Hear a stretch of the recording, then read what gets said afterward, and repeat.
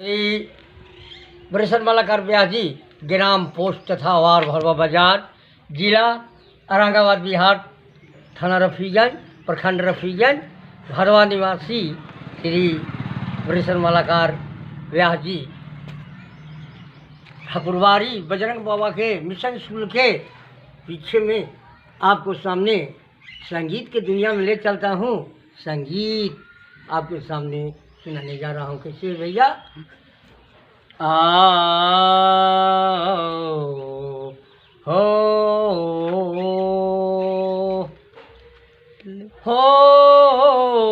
आ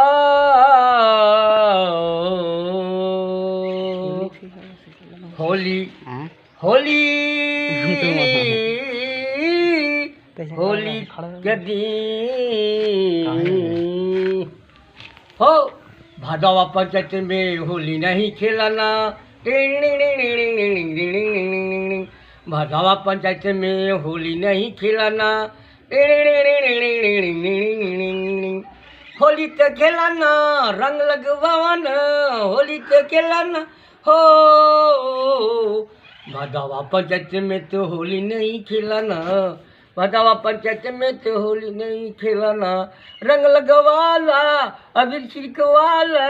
रंग लगवाला अबीर छिड़कवाला हो भादवा पंचायत में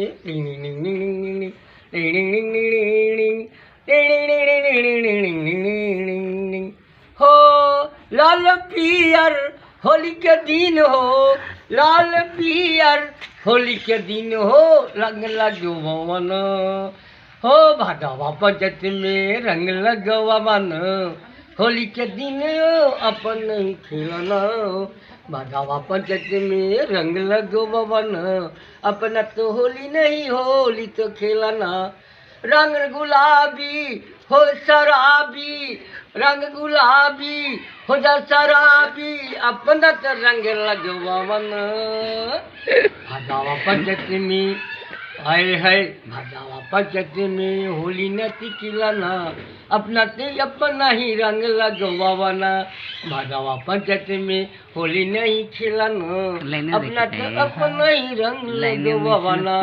लाल गुलाबी नन शराबी अपना तो रंग अभी तो खिलाना। भादवा पंचायत में होली नहीं खिलाना। अपना तो नहीं रंग लगवाना। भादवा पंचायत में होली नहीं खिलाना। अपना तो अपना ही रंग लगवाना।